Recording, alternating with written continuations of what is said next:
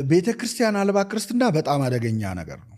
ምናልባት ቤተክርስቲያን የሌለበት ቦታ ላይ ለምሳሌ በጣም የአረብ ሀገር ውስጥ እንደ ሳውዲ አይነት ወይ ሌላ ቦታዎች ሆነው ቤተክርስቲያን አጠገባቸው የሌለ ሰዎች ቤተክርስቲያንን ሊያገኟት የሚችሉት ቨርቹዋሊ ስለሆነ በኢንተርኔት ስለሆነ ከዛ ውጪ አማራጭ ለሌላቸው ሰዎች ያ ግዴታ ስለሆነ ያንን መጠቀም የግድ ነው።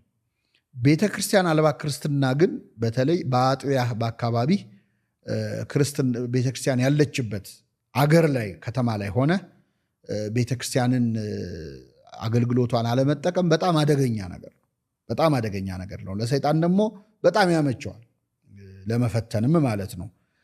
ምክንያቱም የትም ቦታ ላይ ሆኖ ከሚጸለይ ጸሎት በቤተ መቅደሱ የሚጸለይ ጸሎት ዓይኔም ልቤም ዘወትር በዚህ ይሆናል ብሎ አስቀድሞ ለሰሎሞን እንደተናገረ ሰሎሞን መቅደሱ ሰርቶ ሲጨርስ ተንበርክኮ ሰማይ ከሰማይም በላይ ያለው ሰማይ አንተን ሊይዝ አይችልም፣ እኔ የሰራውን ቤት ምንኛ ያንስ ይሆናል ሲለው በዚህ ስፍራ ለሚጸለይ ጸሎት ጆሮቼ የተከፈቱ ይሆናሉ ብሎ ቃል ገብቷል እግዚአብሔር። እንግዲህ አስቡት፣ ሰው ከእግዚአብሔር በተጣላበት በብሉይ ኪዳን ዘመን ማለት ነው። አሁን ቅርብ በሆንበት በዓመተ ምሕረት ደግሞ የበለጠ ነው። ስለዚህ በቅድስት ቤተክርስቲያን የሚጸለይ ጸሎት በሌላ ቦታ ከሚጸለየው ጸሎት የበለጠ ዋጋ የበለጠ ፍቱንነት አለው። ሁለተኛ የቤተክርስቲያን ጸሎት አብዛኛው የማህበር ጸሎት ከግል ጸሎት ይልቅ የማህበር ጸሎት ነው። የማህበር ጸሎት ደግሞ ቃል የተገባ ነገር አለ። ጌታ 2 ወይም 3 ሆናችሁ ብትሰበሰቡ እና በምትጸልዩት ነገር ብትስማሙ ጸሎታችሁን እቀበላለሁ ብሎ ቃል ገብቷል እና የእኛ ስምምነትም አለው እና እኔ የጸሎት መንፈስ ላይ ባልሆን እንኳን ከኔ ጋር የሚጸልየው ሰውዬ ወይም ጉባኤው ላይ ያለ አንድ በንጹህ ልብ የሚጸልየው ሰውዬ ጋር አብረን በመጸለያችንና አብረን አባታችን ነው በማለታችን ብቻ የምናገኘው በጎ ነገር አለ፣ ጸጋ አለ። ስለዚህ ከቤተ ክርስቲያን ህብረት መለየት እና ሁሉን ነገር በስልክ ለመጨረስ መሞከር በጣም አደገኛ ነገር ነው። ቸርችለስ ክርስቲያኒቲ በጣም አንዳንድ ሰው እግዚአብሔር በሁሉ ቦታ አለ አይደል ወይ?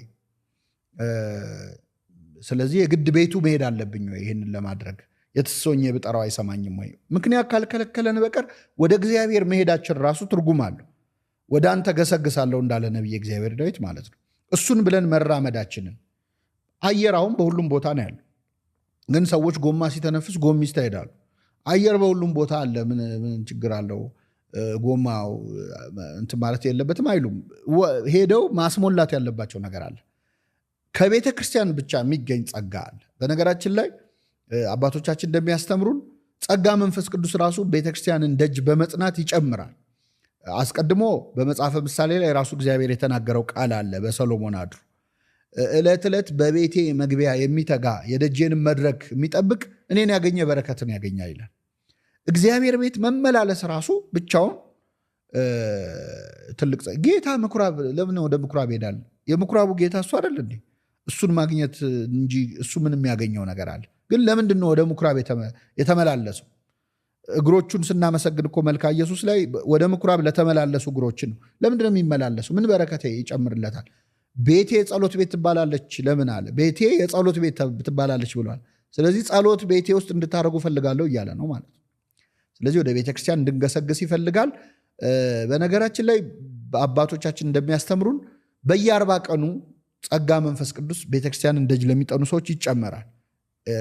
አንድ ሰው በትጋት እንደው ይህንን ቪዲዮ የምትመለከቱ ሰዎች ህመም ካልከለከላችሁ በቀር በቀን ውስጥ ቤተክርስቲያን ቅጽር ግቢ ገብታችሁ አንድ አቡነ ዘበሰማያት ሰዓት ደግሞ ቀኑ ማለፍ የለበትም፣ ችግር ከሌለ በስተቀር የሚከለክል ነገር በምንም ምክንያት። መቼስ ቤተክርስቲያን በአጠገባችን እስካለች ድረስ ሄደን ቤተ እግዚአብሔር ቆመን ጸሎት ማድረስ አጭር ጸሎት ማድረስ የግድ ነው። ቢያንስ በቀን አንዴ ሰው ቤተክርስቲያን ሳይገባ መዋል የለበትም። ምክንያቱም ጸጋ መንፈስ ቅዱስ አይለይም እና አባቶቻችን ምን ይላሉ?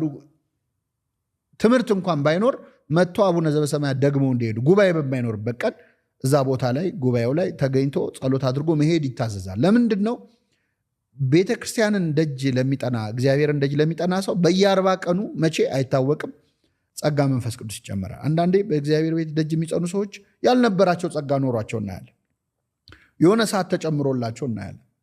የሆነ ነገር የማይችል ሰው ችሎ እናያለን። ልክ ጴጥሮስ ፈሪ እንደነበር ደፋር እንዳረገው መንፈስ ቅዱስ በሶስት ሰዎች ፊት መመስከር እንዳቃተው በ3000 ሰው ፊት መመስከር እንዲችል አድርጎታል። ቅባት ተጨመረለት፣ ጽናት ተጨመረ፣ ንጽህና ሊጨመርልን ይችላል፣ እውቀት ሊጨመርልን ይችላል፣ ትጋት ሊጨመርልን ይችላል። ጸጋ መንፈስ ቅዱስ መቼ እንደሚታደል አይታወቅም። ስለዚህ በዚህ ምክንያት ነው አንዱ ቤቱን ደጅ የምንጠናው ማለት ነው። ቆይቼ እግዚአብሔርን ደጅ ጠናሁት እሱም ዘንበል አለልኝ እንዳለ ማለት። ስለዚህ ደጅ ጥናት ያስፈልጋል። ከእግዚአብሔር ቤት መራቅ አይገባም። ቤተክርስቲያን አልባ ክርስትና እንዳንለማመድ መጠንቀቅ አለብን። አንዳንዴ በስልካችን ስብከት ሰምተን መዝሙሩንም ሰምተን አንዳንዴም ቅዳሴውንም ሰምተን ሁሉ ነገር አለቀ ወደ ማለት እንዳንመጣ ይፈለጋል። በነገራችን ላይ አንድን ትምህርት ተመሳሳይ ትምህርት ስብከት ወይም አንድን ማንኛውንም እውቀት ለእውቀትም ለህይወት የምንሰማውን ነገር ቤተክርስቲያን ውስጥ ሆኖ ስትሰማውና በቪዲዮ ወይም በኤኒ ሚዲያ ስትሰማው እኩል አይደለም።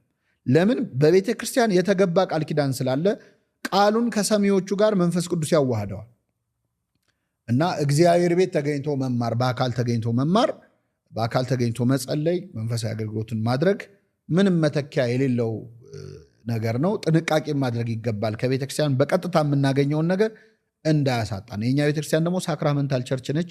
ምስጢራተ ቤተክርስቲያን ሁሉም የሚፈጸሙት ቤተክርስቲያን ግቢ ውስጥ ብቻ ነው። ብታጠምቅህ ቤተክርስቲያን ውስጥ ነው። ብትቆርብ ክህነት ቢሰጥህ ሁሉም በቤተክርስቲያን ውስጥ የሚፈጸም ምስጢር። ስለዚህ ሳክራመንታል ቸርች ስለሆነች የግድ መተን በአካል ነው መገኘትና ነገሩን መቅመስ፣ ማየት፣ መዳሰስ ያለብን። ያየነውን የዳሰስነውን እንዳለ ቅዱስ ዮሐንስ በዛ መልኩ መታየት አለበት።